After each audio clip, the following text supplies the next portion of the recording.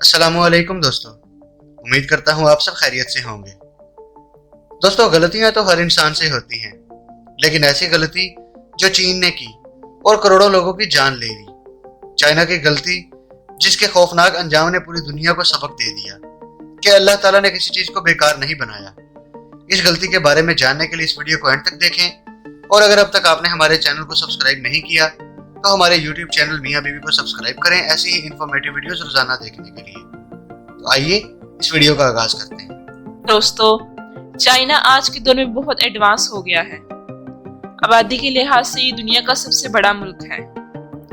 China کو ہر دن نئی ایجادات کے لیے پوری دنیا میں بہت زیادہ مقبولیت حاصل ہے، لیکن اس مقام تک پہنچنے کے لیے چائنا نے بہت بڑی قربانی دی ہے۔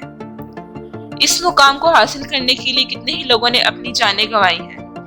دوستو، 1958 میں چائنا کے سربراہ ماؤ زی ڈونگ نے یہ فیصلہ کیا کہ چین کو بھی امریکہ اور یورپ کے ممالک جتنا ایڈوانس بنایا جائے گا، کیونکہ اس دور میں یہ دونوں ممالک ایڈوانس اور طاقتور تھے۔ اس لیے ماؤ اور ان کے ماننے والوں نے کہا کہ آنے والے 15 سالوں میں چائنا کو اس قابل بنایا جائے کہ وہ امریکہ اور یورپ کو پیچھے چھوڑ دے۔ امریکہ اور یورپ سے آگے بڑھنے کی چاہ میں ماؤ نے ایک مہم کا آغاز کیا۔ اس مہم کو دی گریٹ لیپ فارورڈ کا نام دیا گیا۔ ماؤ کا ماننا تھا کہ چین کی تیزی سے بڑھتی ہوئی آبادی ترقی کا راز ہے۔ ان کے مطابق اگر اس بڑھتی ہوئی آبادی کی اچھے طریقے سے نشوونما کی جائے تو آگے چل کر چائنا کے ترقیاتی کام بہت تیزی سے آگے بڑھیں گے۔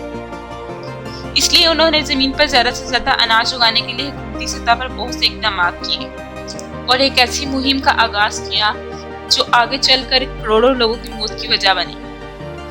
اس مہم کا تعلق 4 جانوروں سے تھا، جن میں مکھی، مچھر، چوہے اور چڑیا شامل تھی۔ دوستو، ماؤ کا ماننا تھا کہ یہ چاروں ہمارے لیے بہت بڑا خطرہ ہیں، اس لیے انہیں ختم کر دینا چاہیے۔ ہمارا ملک ان جانوروں کے بغیر بھی زندہ رہ سکتا ہے، کیونکہ چائنا کے سائنسدانوں نے ایک حساب لگا کر کہا تھا کہ چڑیا پورے سال میں 4 سے 5 کلو تک اناج کھا جاتی ہے اور بہت سے پھلوں کو خراب کرنے کا باعث بھی بنتی ہے۔ اس لیے اگر ان چڑیوں کو مار دیا جائے تو انسانوں کے کھانے کے لیے اناج بہت وافر مقدار میں بچ جایا کرے گا، جس سے دوسرے ممالک کو بیچ کر بہت منافع کمایا جا سکتا ہے۔ اس لیے ماؤ نے ان معصوم پرندوں کو مارنے کے لیے ایک مہم کا آغاز کیا، جس کا نام گریٹ اسپیرو ہنٹنگ رکھا گیا۔ ان 4 معصوم جانوروں کو مارنے کے لیے نہ صرف عام لوگوں کا بلکہ فوج کا سہارا بھی لیا گیا۔ دوستوں، اس مہم کا سب سے زیادہ شکار معصوم چڑیوں کو بنایا گیا۔ ان کو مارنے کے لیے عام لوگوں کو کچھ طریقے سکھائے گئے اور ان کو کئی گروہوں میں بانٹ دیا گیا تاکہ یہ لوگ زیادہ سے زیادہ چڑیوں کو مار سکیں۔ ان چڑیوں کو پکڑنے کے لیے زور زور سے ڈھول بجائے جاتے تاکہ یہ ڈر کے مارے کہیں بیٹھ نہ جائیں۔ جب چڑیاں تک ہار کر نیچے گر جاتی تو انہیں پکڑ کر مار دیا جاتا۔ اس مہم میں شامل لوگوں نے چڑیوں کے انڈے اور گھونسلوں تک کو نہیں چھوڑا۔ یہ مہم اس شدت سے شروع کی گئی کہ پہلے ہی دن 2 لاکھ چڑیوں کو مار دیا گیا۔ چینی قوم ان کو مارنے کی خوشی میں ان کے ہار بنا کر گلے میں پہننے لگی۔ اس مہم نے صرف 2 سالوں میں چین سے چڑیوں کا مکمل خاتمہ کر دیا۔ دوستو، چینی قوم نے اس مہم کے دوران چڑیوں کے علاوہ اور پرندے بھی مار گرائے اور چین سے کئی پرندوں کا خاتمہ ہو گیا اور ان کے برے دنوں کا آغاز شروع ہو گیا۔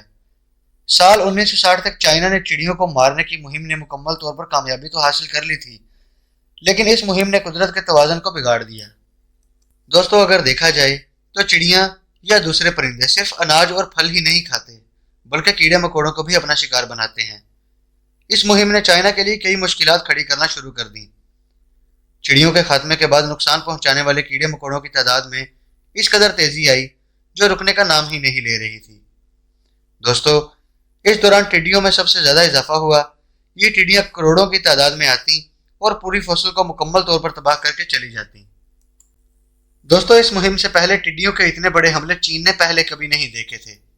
چڑیوں نے انہیں روک رکھا تھا اور چڑیوں کے خاتمے کے بعد ٹڈیوں کو قابو میں کرنا ناممکن ہو گیا تھا۔ یہ ٹڈیاں رات کو حملہ کرتی اور کئی ہزار ایکڑ پر کھڑی فصلوں کو تباہ کر کر چلی جاتی۔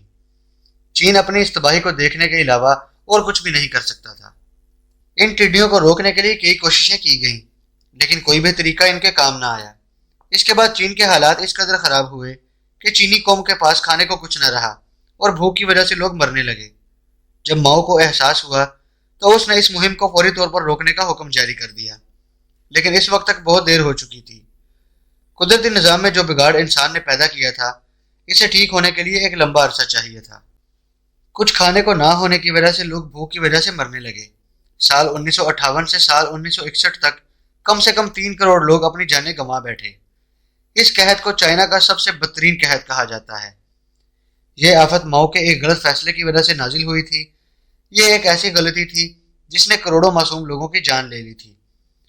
چین کی یہ تباہی دنیا بھر کے لیے ایک سبق ہے کہ اللہ پاک کی بنائی ہر چیز میں بہتری ہے۔ تو دوستو، یہ تھی ہماری آج کی ویڈیو۔